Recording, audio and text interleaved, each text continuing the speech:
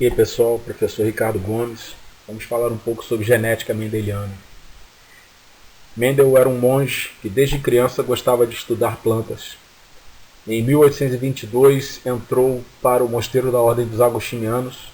Em 1843 se tornou professor de ciências naturais, iniciando uma série de estudos sobre reprodução de ervilhas que culminou nas bases da genética atual. Depois de anos de estudo, ele propôs a existência de fatores que geravam características e que esses fatores eram devido à existência de um par de unidades elementares que geravam as características hereditárias. Esses fatores atualmente são conhecidos como genes. Mendel descobriu que as características hereditárias são herdadas segundo regras bem definidas e propôs uma explicação para a existência dessas regras, confirmadas somente depois da sua morte. Você deve estar se perguntando, por que trabalhar com ervilhas? Primeiro, que eram de fácil cultivo, possuíam características bem definidas, como cor das flores, cor das sementes, tipo de semente, se era lisa, se era rugosa. A polinização manual, a fecundação artificial era fácil e apresentavam autopolinização.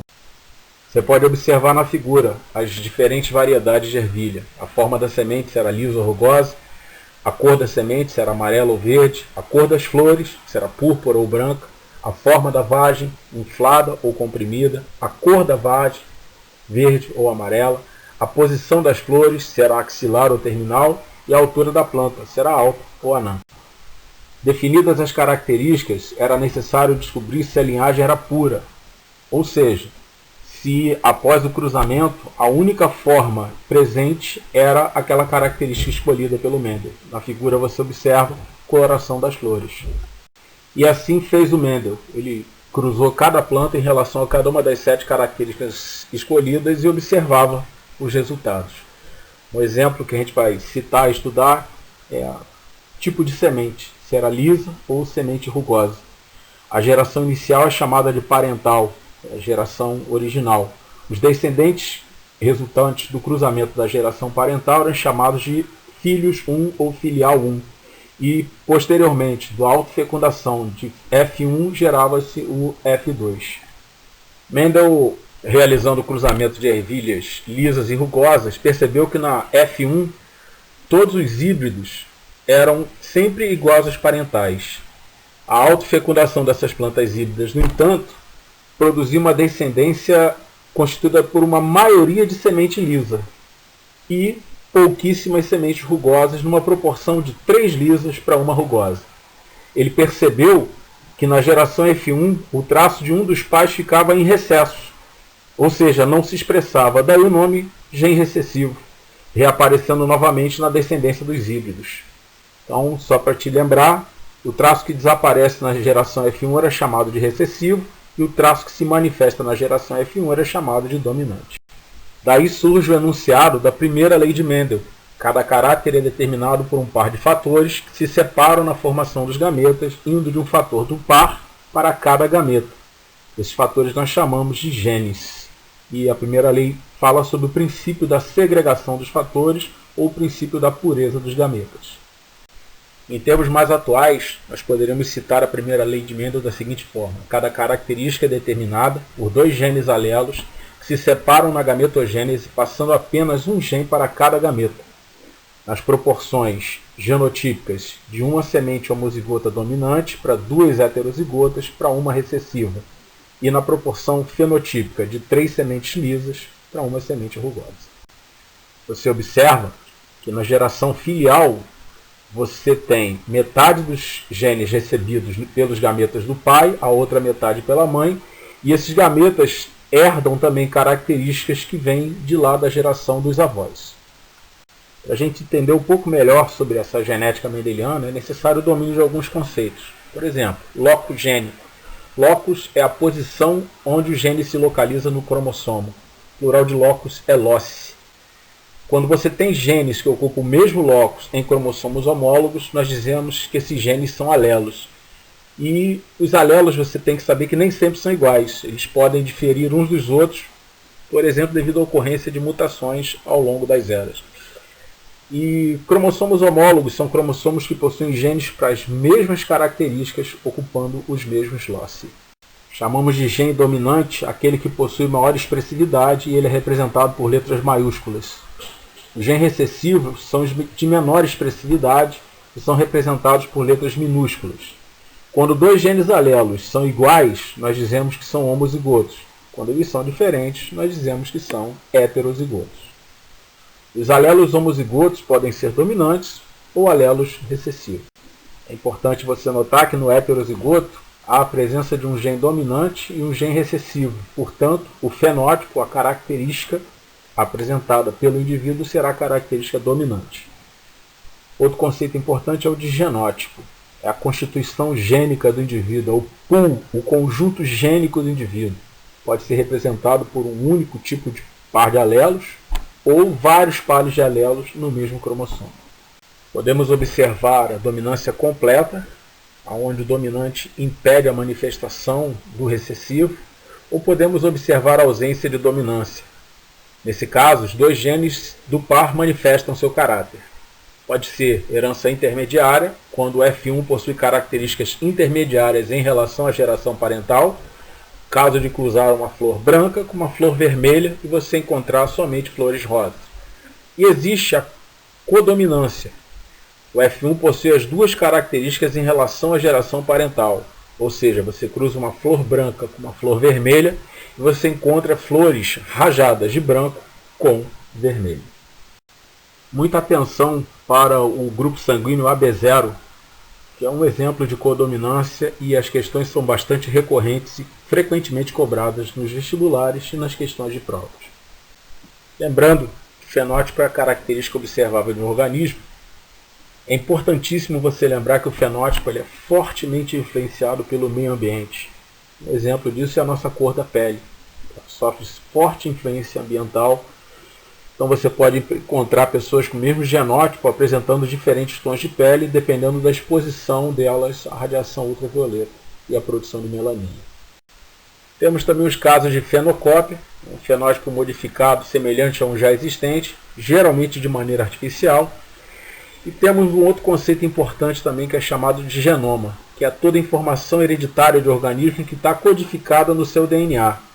Isso significa que tanto os genes quanto as regiões não codificadoras de proteínas vão estar inclusas no genoma. Para entender como o ambiente influencia fortemente a manifestação de um fenótipo, basta você observar a figura e você vai perceber que são os mesmos grupos de flores, quando expostas a solo alcalino, elas têm uma coloração avermelhada, e quando elas estão em solo ácido, elas possuem coloração violácea. Perceba, as duas plantas têm o mesmo genótipo, são as mesmas plantas, respondendo de maneira diferente em função da ação ambiental. A isso a gente chama de norma de reação, as expressões diferentes do genótipo em função da ação do ambiente. Outro conceito interessante também é a determinação do sexo nas diferentes espécies, e aqui nós vamos focar na espécie humana. A espécie humana tem 23 pares de cromossomos, 22 pares são autossomos, quer dizer, não tem nenhuma relação direta com a determinação do sexo. Um outro par é chamado de alossoma, são os cromossomos sexuais X ou Y. Na espécie humana, a mulher apresenta os dois cromossomos X, né? E é chamado de sexo homogamético. Já o homem apresenta um cromossomo X e o outro Y, é um sexo heterogamético. Essa característica nos permite concluir que na espécie humana quem determina o sexo é o homem.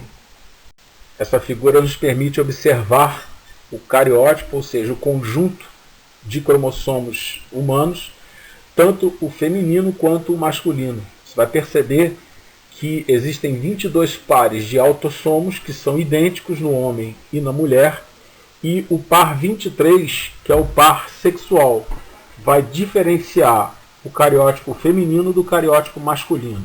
O par 23 na mulher é XX e o par 23 no homem é XY.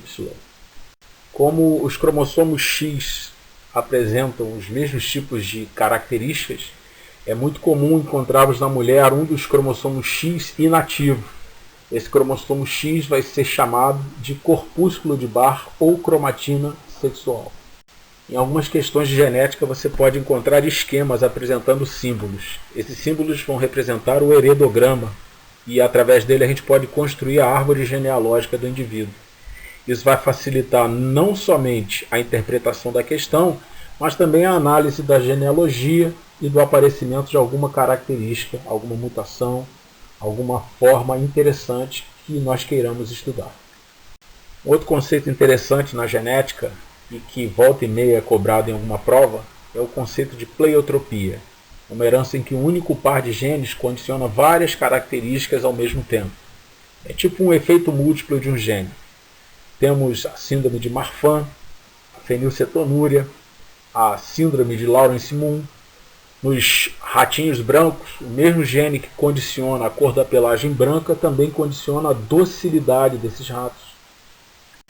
Dominados os conceitos básicos da genética, nós podemos entender as aplicações da primeira lei de Mendel.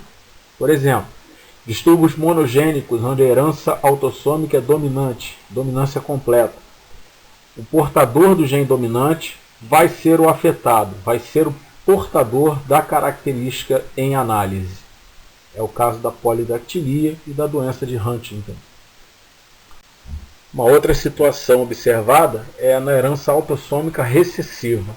Nesse caso, o portador do caráter ele vai ter dois genes recessivos simultaneamente. O afetado será recessivo.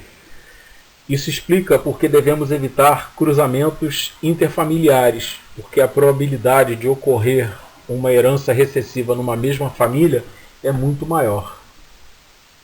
Um exemplo que nós podemos citar é o do albinismo, da fibrose cística. Outros exemplos de heranças autossômicas na espécie humana: albinismo, herança recessiva, lobo da orelha solto, que é uma característica dominante, lobo da orelha preso, uma característica recessiva, covinha no queixo, uma característica dominante, polidactilia, uma característica dominante, a capacidade de enrolar a língua na forma de U é uma característica dominante, e a acondroplasia é uma herança também dominante. Lembrando a você que são heranças autossômicas, ou seja, existentes em cromossomos que não têm nenhuma manifestação fenotípica sexual.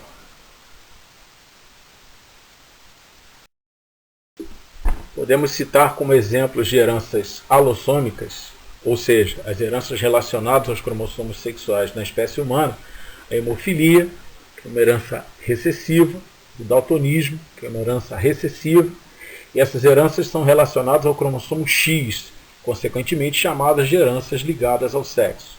Já no homem, existe uma herança chamada herança holândrica. Ela é relacionada ao cromossomo Y e é típica dos indivíduos de sexo masculino, como por exemplo a hipertricose auricular. Com a primeira lei de Mendel, a gente aprende a analisar o aparecimento de uma característica a partir de um único par de alelos. Na segunda lei, nós vamos estudar genes que condicionam dois ou mais caracteres e se separam durante a formação dos gametas, recombinando-se ao acaso, de maneira a estabelecer todas as possíveis combinações entre si. Nós vamos perceber então que ocorre uma segregação independente desses genes. E é muito importante você lembrar que ela é válida para genes que se encontram em cromossomos não homólogos. Ou seja, o gen azão não é homólogo do Bzão. O gen azinho não é homólogo do Bzinho. Azinho não é homólogo de Bzão e azão não é homólogo de Bzinho. Com isso, na formação dos gametas de um duplo heterozigoto, nós poderemos ter a formação de gametas azão-Bzão, azão-Bzinho, azinho-Bzão e azinho-Bzinho, conforme mostrado na figura apresentada na tela. Analisando a figura, você pode ver um exemplo. Mendel comparou ervilhas puras, amarelas e lisas, que ele chamou de Vzão, Vzão, Rzão, Rzão, por serem dominantes, com o cruzamento de ervilhas puras, verdes e rugosas. Na geração parental pura, a formação de gametas era uniforme. Quando ocorreu a formação da geração filial 1, os indivíduos formados eram híbridos, Vzão, Vzinho Rzão, Rzinho, ou seja, eram duplamente heterozigotos ou dihíbridos.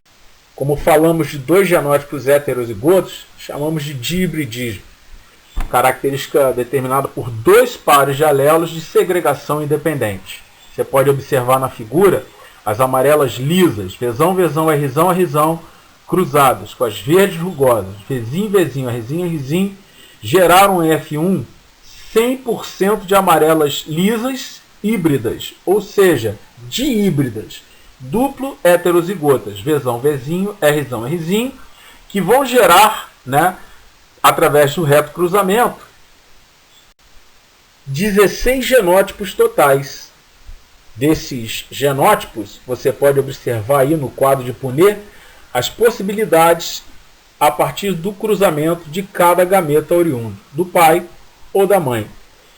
Entenda, apesar de aparecerem 16 genótipos diferentes, nós só vamos encontrar 4 fenótipos, numa proporção de 9 com características dominantes e dominantes, 3 com características dominantes com recessiva, 3 com característica recessiva e dominante e 1 com característica recessiva e recessiva. Você pode analisar no quadro, essa proporção é de 9 para 16, 3 para 16, 3 para 16 e 1 para 16. Observe que nos exemplos citados até agora, nós vimos apenas 2 pares de heterozigotos. Isso formando 4 gametas diferentes, 16 genótipos diferentes, 4 fenótipos diferentes em F2 e 9 genótipos diferentes em F2. Mas e quando ocorrerem mais indivíduos heterozigotos? Quando aparecerem 3 híbridos, 4 híbridos, quando aparecer um polihibridismo? No polihibridismo, serão analisados mais de 2 pares de alelos, condicionando mais de 2 características. Então nós teremos trihibridismo, tetrahibridismo e assim por diante.